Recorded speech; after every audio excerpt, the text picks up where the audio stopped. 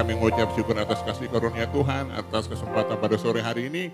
Kami boleh berkumpul bersama-sama, beribadah, mendengarkan firman-Mu. Kiranya Tuhan Kau yang berhembus Tuhan, di atas kebenaran firman-Mu ya Tuhan, biar Kau jamah hati kami, Kau buka hati kami Tuhan, agar kami dapat mengenal kebenaran firman-Mu lebih dalam lagi. Kami dapat mengenal pribadi-Mu Tuhan lebih dalam lagi, agar melalui kehidupan kami boleh dapat menjadi saksi Tuhan yang luar biasa, dan melalui kehidupan kami nama Tuhan boleh terus dimuliakan Tuhan. Kau urapi mulut bibir hamba-Mu ini Tuhan, yang akan menyampaikan kebenaran firman Tuhan, biarlah kata-kata yang keluar dari mulut bibir hamba-Mu ini, itu boleh seturut dan sesuai dengan kehendak Tuhan saja. Kami mengucap syukur Tuhan, kami menyerahkan ibadah kami pada sore hari ini ke dalam tangan Tuhan, hanya di dalam nama-Mu Yesus Kristus, kami telah berdoa dan kami telah mengucap syukur. Haleluya, amin, haleluya. Kita beri kemuliaan bagi Tuhan kita, Yesus Kristus. Haleluya. Shalom Bapak Ibu, silakan duduk, terima kasih. Masih semangat dengerin firman Tuhan? Haleluya. Masih semangat ya? Oke. Jadi sore hari ini saya mau bahas hal yang simple aja ya. Saya mau ajak kita semua untuk supaya kita bisa ingat gitu ya, dan kita mengucap syukur bahwa kita tuh memiliki Allah yang setia. Amin. Di sini siapa yang Allahnya setia? Ada? Waduh, pada percaya ya, Allah kita setia. Haleluya. Jadi kalau saya bisa bilang teman-teman bahwa kesetiaan Tuhan itu nggak bergantung sama apa yang kita lakukan, ya. Kita mau sebrengsek apapun itu, ya. Kalau dikata kita mau sebajingan kita gitu, kalau bahasa kasar ya. Tuhan tuh tetap setia teman-teman ya. Dia nggak berubah. Ya saya ingat dulu ya, saya SMP gitu atau SMP SMA gitu ya. Ya saya lumayan nakal lah gitu ya. Orang tua saya sering dipanggil ke sekolah gitu ya, karena saya banyak kasus saya hancurin barang olahraga lah gitu kan, kasus ada sama teman lah dan segala sesuatunya ya. Nah tapi setelah orang tua saya dipanggil ke sekolah gitu ya, dan ya ditegur gitu dan segala sesuatunya, tapi tetap aja besok pagi itu ya saya pasti tetap dikasih sarapan gitu ya, pasti tetap dikasih makan gitu istilahnya, betul nggak? Ya dia tetap jagain saya, ya mereka tetap nggak mau saya sampai sakit gitu ya. Saya selalu dikasih vitamin dan segala sesuatunya. Ya, makanya mau gitu juga kayak orang tua ya, maksudnya mau senakal-nakalnya anak gitu kan, ya tetap aja besok pasti yuk kasih makan anak ya dong, bener nggak? Ya, mau senakal-nakalnya siapa? Timothy misalnya kalau saya contoh ya, Timo misalnya. Ya, tapi Timo anak baik ya, dia nggak nakal, ini contoh aja ya. Mau senakal-nakalnya Timo. Ya, pasti mamanya suka bawain bekal tuh ya, nasi lapcong lagi, bener nggak? Masih aja tuh, betul nggak? Ya, nggak, soalnya saya sering makan siang sama dia gitu ya.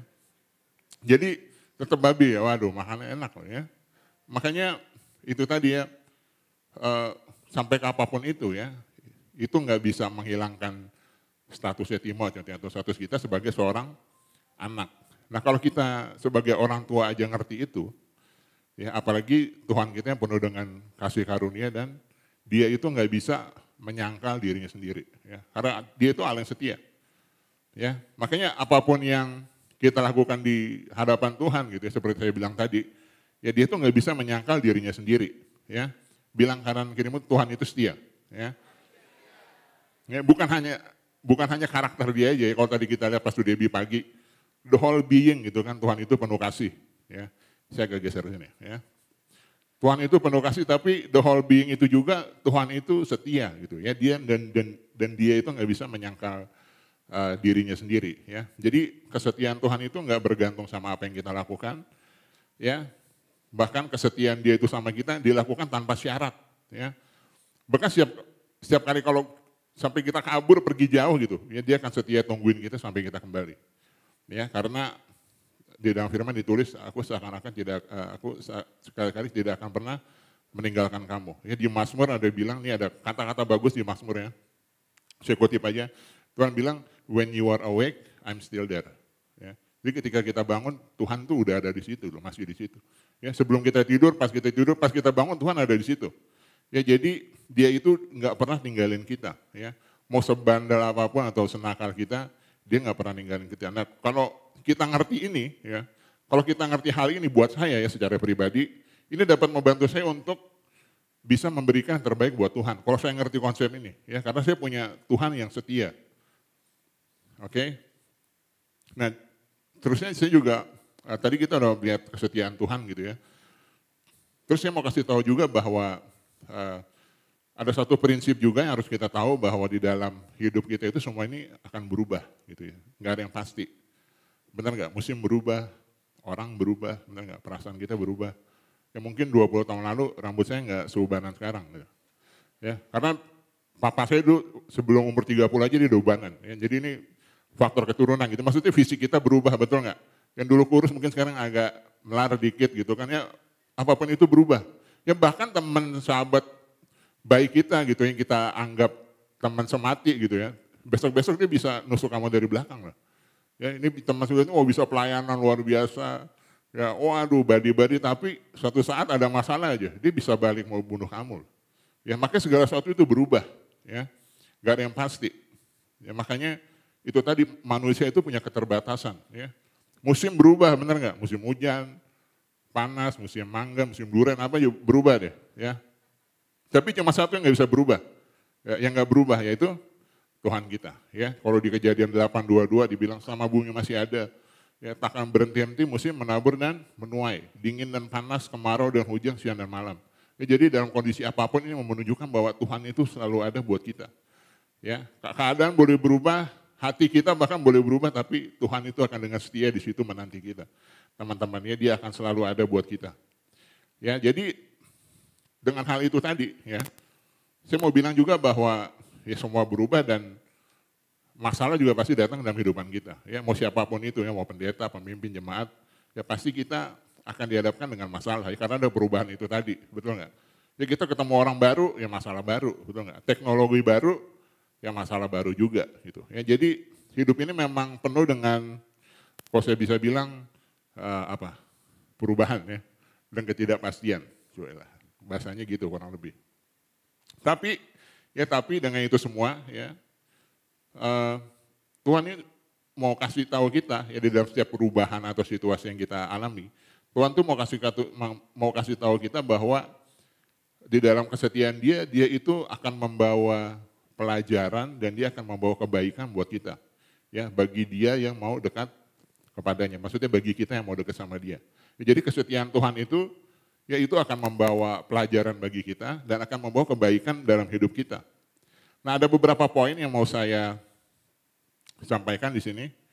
Bahwa prinsip yang pertama, di dalam semua perubahan dalam kehidupan kita, ya atau situasi yang kita lewati, ya Tuhan itu dia selalu coba ya atau dia bilang, kalau saya bisa bilang dia selalu punya cara untuk merangkaikan segala sesuatu untuk menetapkan kebaikan bagi kita. Ya di dalam kondisi apapun itu. Ya, kita lihat di Roma 8 ayat 28. Haleluya.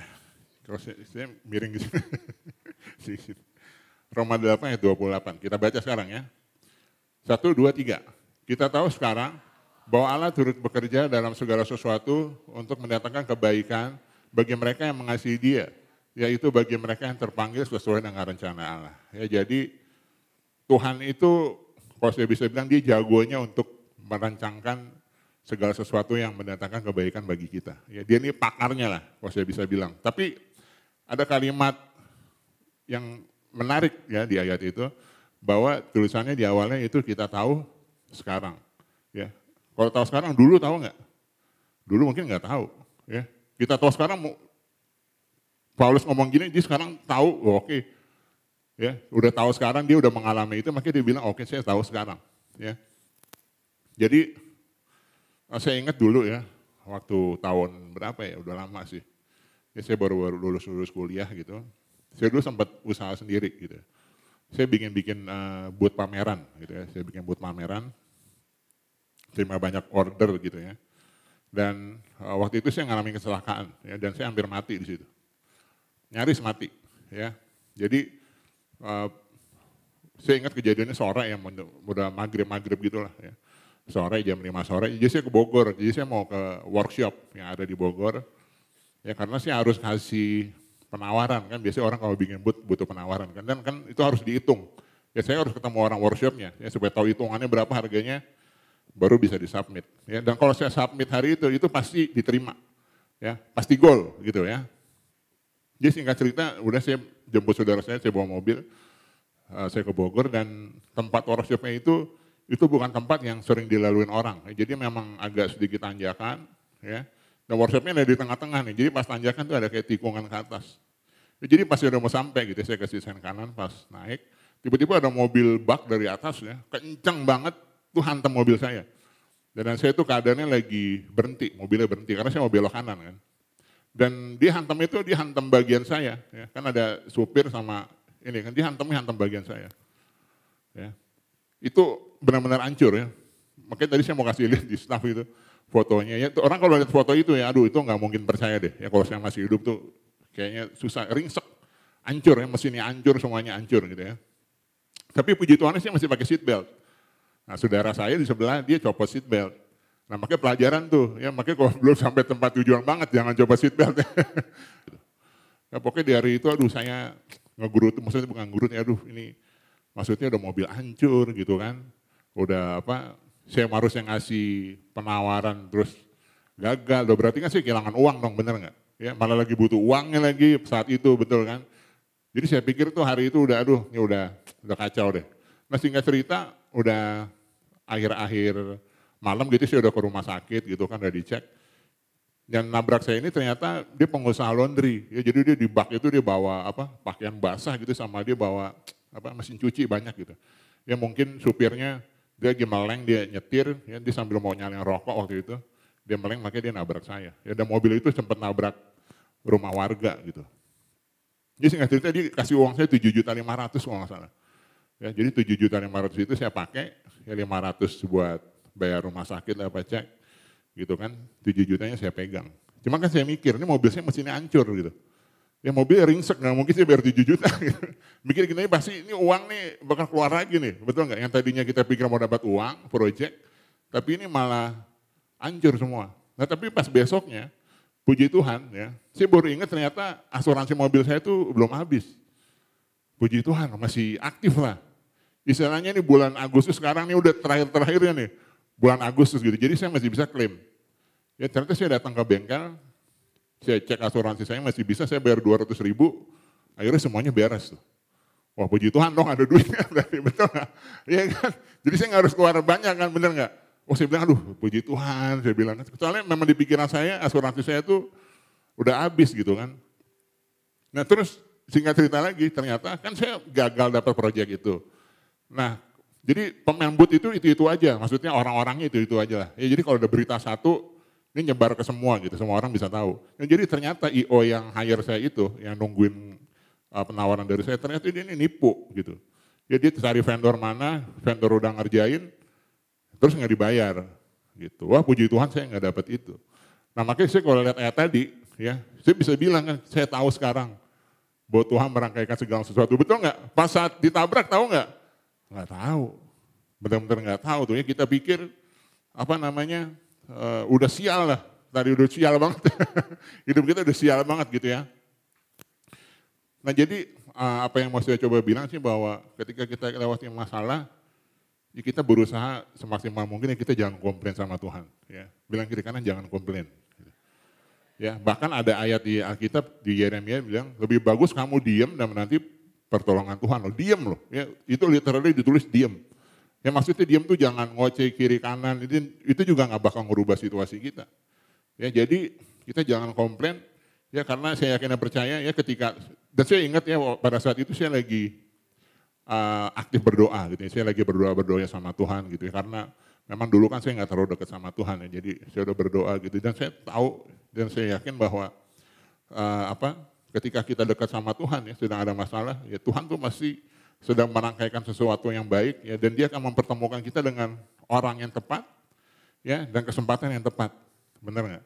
Ya pada akhirnya nanti ya kita bisa lihat ke belakang, aduh Tuhan ternyata merencanakan sesuatu yang baik buat kita. Ya jadi itu dia teman-temannya, jadi ya mungkin kita sekarang lagi ngalamin masalah yang mungkin ada keluarga yang sakit gitu ya, atau kita ada satu masalah yang berat yang kita hadapin. Nah ini saatnya kita bilang nih sore hari ini ya. Kita bilang sama Tuhan, Tuhan saya tahu Engkau setia dan Engkau sedang bekerja dalam situasi saya. Amin. Ya karena itu tadi dia itu setia teman-temannya dan dia selalu pegang janjinya. Ya. Jadi ingat ya kalau melewati masalah ya kita selalu biasakan diri kita dengan ucapan syukur ya, dan kita jangan ngeluh ya karena kita punya Tuhan yang setia. Haleluya, amin. Nah terusnya poin yang kedua, teman-teman. Ya jadi di dalam situasi apapun yang kita lewati, ya, atau di dalam perubahan yang kita lewati ini, ya Tuhan tuh selalu ngasih tahu sama kita, ya, atau dia mencoba mengingatkan kita, bahwa kita ini segambar dan serupa dengan dia. Ya. Dalam perubahan apapun itu, ya dalam situasi yang kita lewati ini, Tuhan tuh mau coba kasih tahu, kamu tuh sebenarnya segambar dan serupa dengan aku loh. Gitu. Ya. Jadi ya kita mesti tahu nih bahwa kita diingatkan bahwa kita ini diciptakan dengan ada nilai-nilai intrinsik dari Tuhan yang kita bisa berpikir, benar nggak? Ya kita ada rasa, kita ada kehendak, ya kita tahu moral gitu ya. Dan kita ini berbeda dengan ciptaan lain ya gitu, nggak kayak binatang gitu kan dia yang nggak tahu apa-apa, tapi kita bisa berpikir gitu ya. Kita ada kita ada pikiran kita ya untuk melakukan kehendak, dan Tuhan tahu bahwa di dalam diri kita itu punya kuasa. Ya ada kuasa di dalam diri kita. Ya, kita baca di Roma 8 ayat 29. Roma 8 ayat 29. Kita baca sama-sama ya, 1, 2, 3. Sebab semua orang yang dipilihnya dari semula, mereka juga ditentukannya dari semula untuk menjadi serupa dengan gambar anaknya. Supaya ia anaknya itu menjadi yang sulung di antara banyak saudara.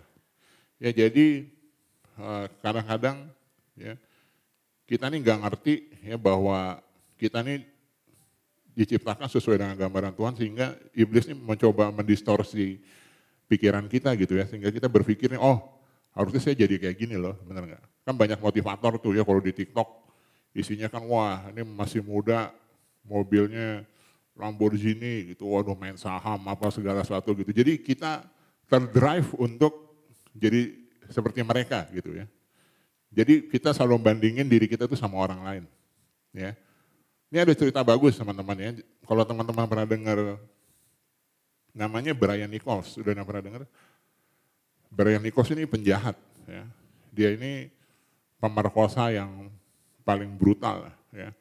Dia kena, kalau nggak salah ada 53 kasus, ya dia orang Amerika. Ya. Tinggalnya di Alaska, di Atlanta Amerika. Ya, jadi dia ini pembunuh berantai, ya dia pemerkosa. Ya, jadi kasus pertamanya dia itu ialah dia perkosa pacarnya terus dibunuh. Gitu. Pokoknya selalu berhubungan dengan pemerkosaan dan pembunuhan. Ya. Jadi singkat cerita, waktu itu dia mau disidang. Ya. Kalau di ruang sidang kan kalau ditunggu, pas masuk biasanya kan ada polisi yang awal, betul nggak? Kalau mau masuk ke ruang sidang. Nah jadi pada saat itu Brian Nichols ini dia lagi mau masuk ya, dan dia dijagain sama satu polwan. Ya nggak tahu gimana, ya mungkin lengah. Jadi si Brian Nichols itu dia ada kesempatan diambil pistol si polwan itu, terus diketok malah si polwan itu. Ya. Polwannya sampai pingsan gitu ya. Diketok terus dia masuk ke ruang sidang. Ya. Ada 3 orang ditembak. Ada polisi di situ yang dijaga di ruang sidang itu ditembak. Hakimnya sama kalau nggak salah reporter ditembak, 3 orang mati, ya ditembak. Jadi udah chaos gitu, terus dia kabur, dia bawa mobil, ya polisi kejar, dan dia kan dia pasti mau coba mengelabui polisi. Ya, jadi di tengah jalan dia tukaran mobil, ya diambil mobil orang lain, ya mobil yang diambil itu juga orangnya ditembak juga, gitu. Ditembak terus dia kabur lagi. Nah singkat cerita dia berakhir di rumah perempuan yang namanya Ashley Smith, ya. Perempuan yang namanya Ashley Smith, dan dia ini anak Tuhan. Ya. Jadi dia ngumpet di rumah Ashley Smith, ya Ashley Smith disandra selama 7 jam. Ya. Nah pada saat penyanderaan itu, ya karena si Ashley Smith ini dia devoted Christian banget gitu ya.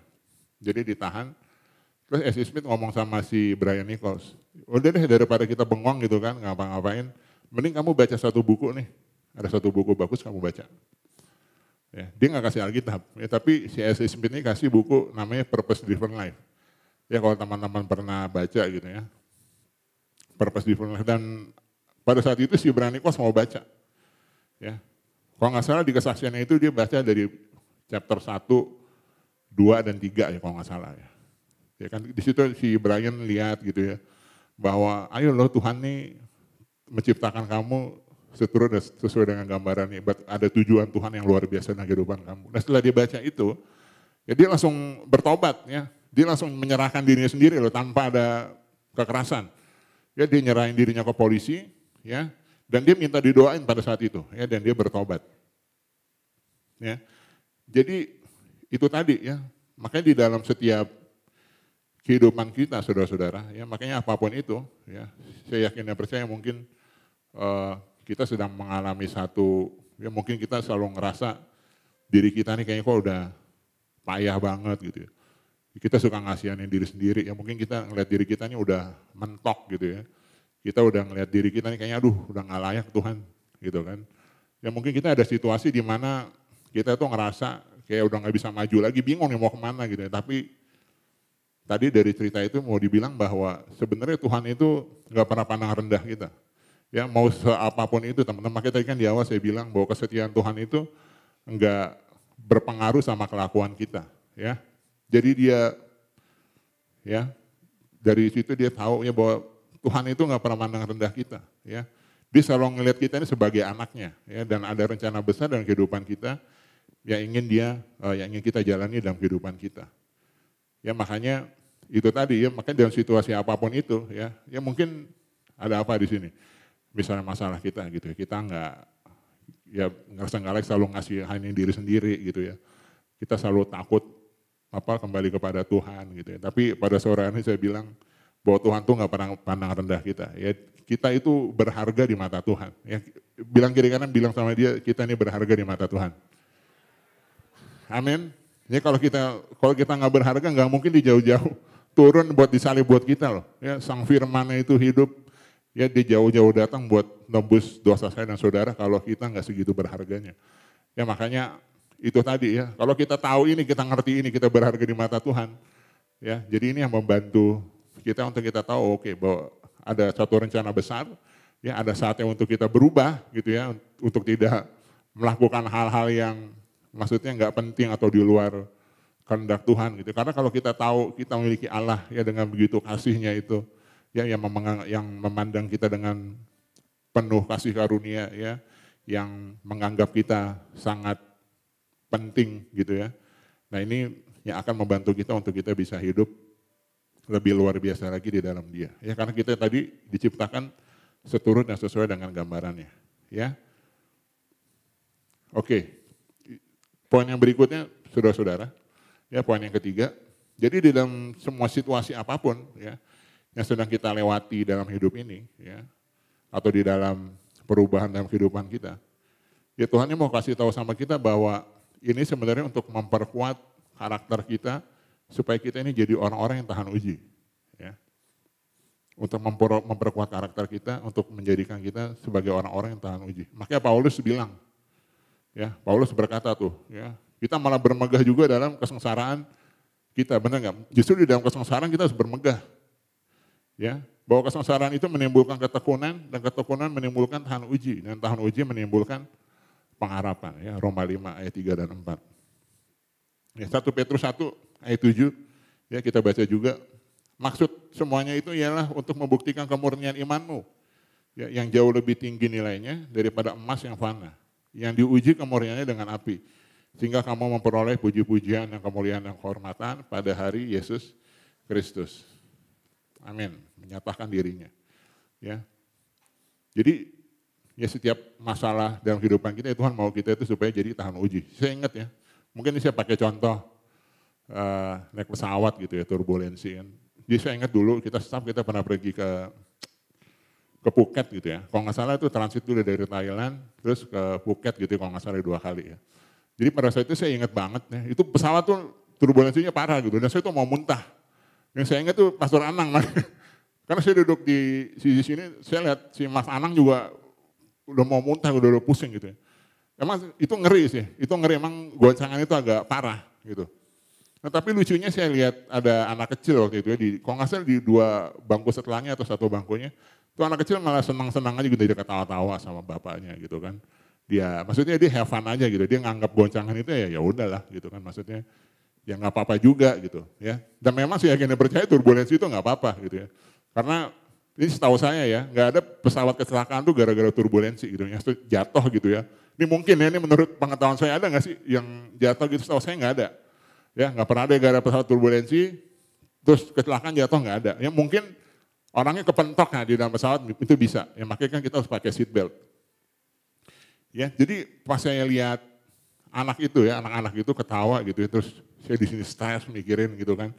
Aduh udah mau muntah gitu, tapi saya sering ingat kata-kata Pak Subran, ya. Pak Subran selalu bilang nih semuanya ini ada di sini, di pikiran kita doang, ya. Mana? Pak Subran selalu bilang gitu, ini ada di pikiran aja gitu ya. Nah makanya saudara-saudara ketika hidup kita ini sedang melewati goncangan gitu ya. Nah kita mesti ingat nih bahwa kita berjalan dengan Raja yang luar biasa ya, dia pemegang kehidupan kita, ya, yaitu Yesus Kristus. Kita tahu dia setia, dia nggak pernah ninggalin kita, ya.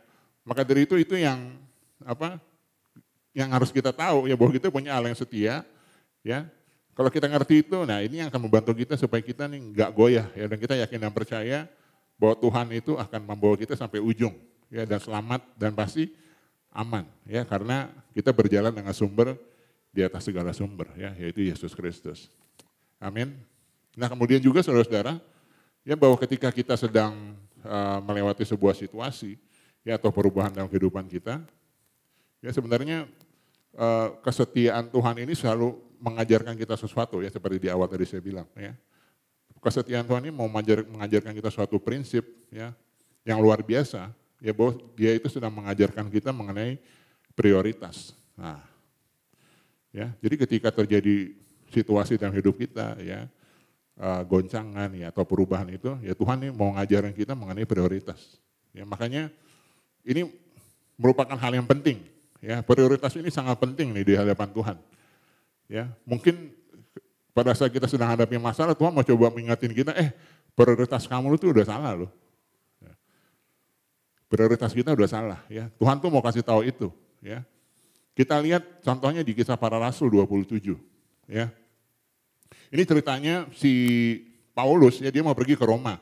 Ya, dia dikasih tahu Tuhan pergi ke Roma, ya, dan dia dalam rencana mau pergi ke sana. Nah, lalu dia nebeng nih ceritanya, ada satu kapal, ya, dari Alexandria waktu itu, ya, dia naik, ya, ada kapal kargo bawa gandum, ya, kapal kargo muatan gandum ini.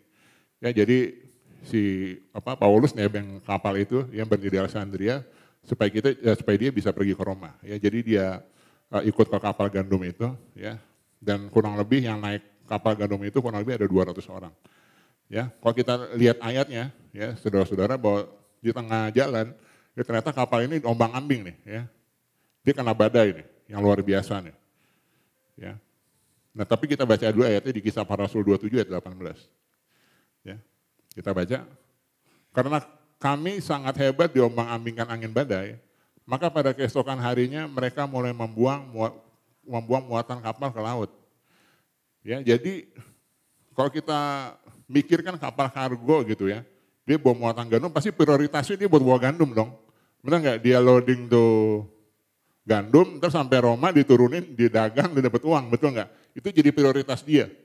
Nah ketika terjadi goncangan di tengah perjalanan, ya prioritasnya berubah, malah dibuang kan, betul nggak? Dibuang badai, maka pada keesokan hari mereka mulai membuang muatan kapal ke laut. Ya, jadi kita lihat ini ada perubahan prioritas. Ya, bahkan ini makin dibuang lagi, kita baca di ayat 38. Ya, Kisah Para Rasul 2, kita lompat ke ayat 38. Ya, setelah makan kenyang, mereka membuang muatan gandum ke laut untuk meringankan kapal itu. Yang tadinya prioritasnya bawa gandum, sekarang prioritasnya berubah jadi nyawa mereka. Betul nggak? Ya, apa yang tadinya menjadi prioritas di awal, lalu berubah, ya, menjadi prioritasnya itu untuk menyelamatkan nyawa mereka. Ya, makanya kadang Tuhan ini selalu pakai gitu ya, dia selalu menggunakan ya goncangan dalam kehidupan kita ya, atau situasi dalam kehidupan kita supaya Tuhan tuh mau balikin prioritas kita tuh seperti semula. Ya. Dia mau balikin kepada kesetiaan kita yang dulu. Ya mungkin dulu ya kita rajin doa syafaat misalnya. Ya giliran udah kerja sukses gitu ya. Sekarang udah nggak bisa doa syafaat tuh. Bener nggak? Udah nggak bisa live group. Ya, bisnisnya berkembang jadi nggak ada waktu buat Tuhan. Benar nggak? Ya, kadang-kadang Tuhan izinin situasi itu ya untuk membawa kita kepada kesetiaan kita yang lama gitu. Ya untuk membalikan prioritas kita. Ya.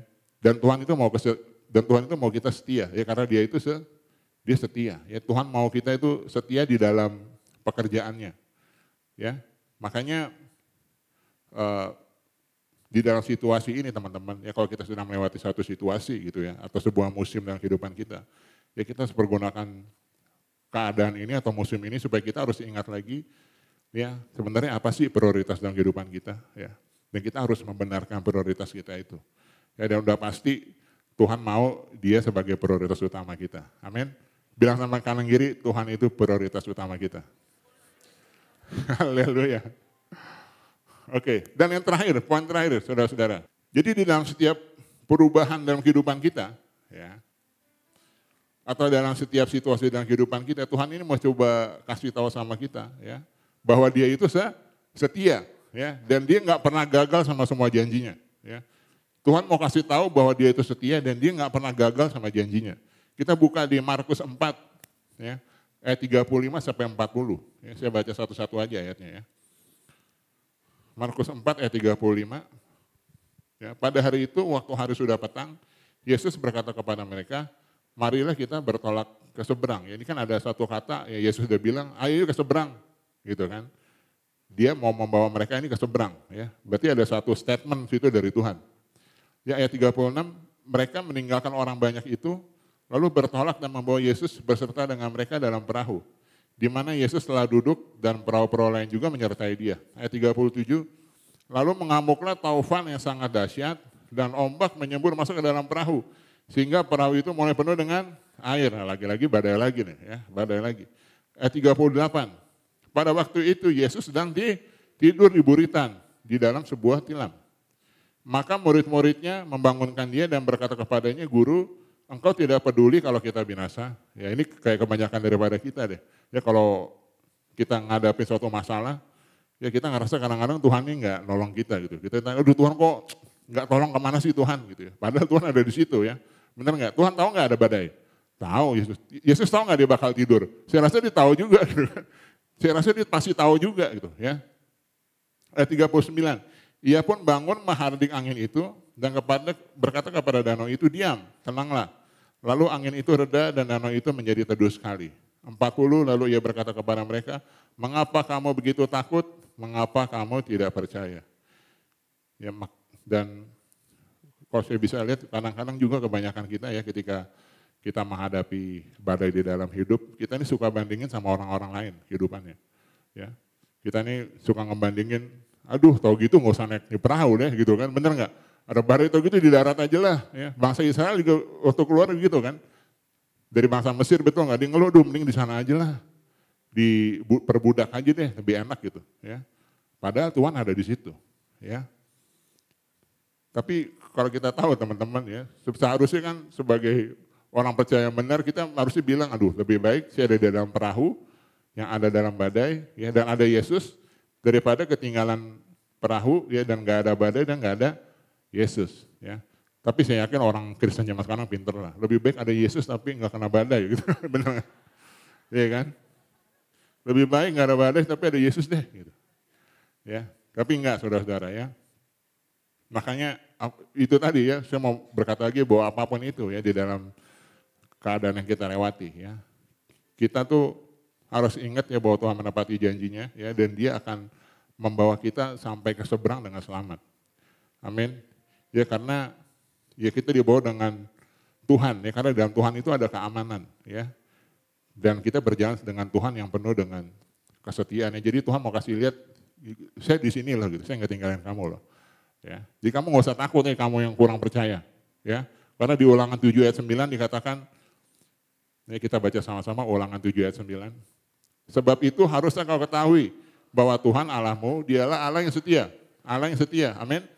Yang memegang perjanjian dan kasih setianya terhadap orang yang kasih kepadanya dan berpegang pada perintahnya sampai kepada beribu-ribu keturunan. Kutuk sampai 4 keturunan ini.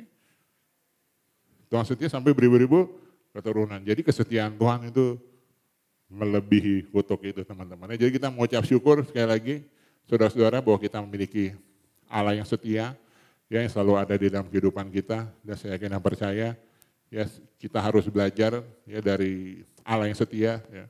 Karena saya pikir kita nggak mungkin bisa setia kalau dia tuh nggak ada di dalam hidup kita. Ya, karena kita nggak bisa kasih sesuatu yang kita nggak punya. Ya, jadi memang kita harus undang Tuhan yang penuh kesetiaan itu dalam kehidupan kita, sehingga kita bisa meresponi itu juga dengan setia, ya, supaya kita bisa menjadi alat yang luar biasa dan membawa kemuliaan bagi nama Tuhan. Amin, kita beri kemuliaan bagi Tuhan kita Yesus Kristus. Haleluya. Saya mau kita nyanyi satu buah lagu.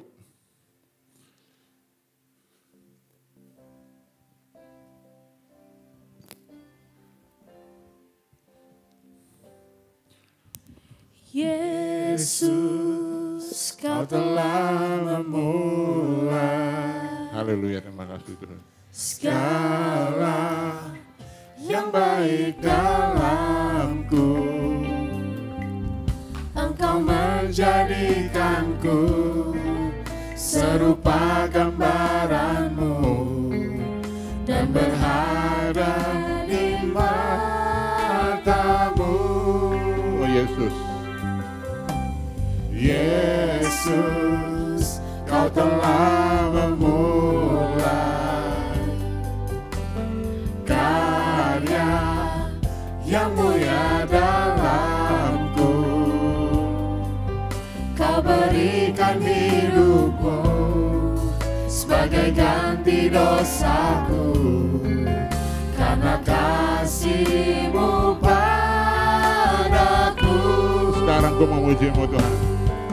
Sekarang ku memuji-Mu, Allah yang setia, yang tak pernah meninggalkan perbuatan tangan-Mu. Sekarang ku menyembah-Mu, Allah yang mulia, sempurnakan setiap hidupku agar ku memuji-Mu. Sekarang ku memuji-Mu, Allah yang setia, yang tak pernah meninggalkan perbuatan tangan-Mu.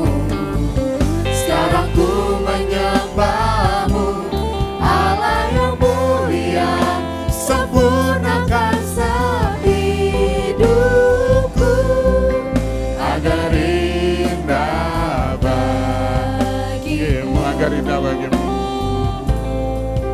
agar indah bagimu, agar indah bagimu Tuhan, agar indah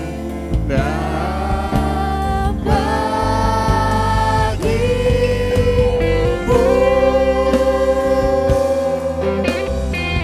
Haleluya, terima kasih Tuhan Yesus. Haleluya, kami memuji-Mu Tuhan, Kau Allah yang setia, kami mengucap syukur atas firman-Mu. Biarlah kami percaya, biarlah firman-Mu dapat menjadi benih yang hidup dalam kehidupan kami. Biar Kau ajari kami Tuhan, kami berdoa agar kami dapat menjadi anak-anak-Mu yang setia Tuhan, melakukan kehendak-Mu dalam kehidupan kami, sehingga kami dapat menjadi saksi-Mu yang luar biasa.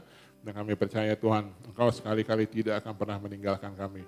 Dan biarlah kami juga Tuhan terus berharap kepada Engkau, kami menaruh pengharapan sepenuhnya kami ke dalam tangan-Mu Tuhan. Dan biarlah Tuhan Kau ubahkan hidup kami, agar kami dapat menjadi serupa dengan gambaran-Mu dengan luar biasa lagi. Tuhan, kami mengucap syukur Tuhan, pada hari ini Tuhan, kami mau berdoa Tuhan, biarlah Kau yang curahkan berkat yang melimpah di atas kehidupan para jemaat-Mu ini Tuhan.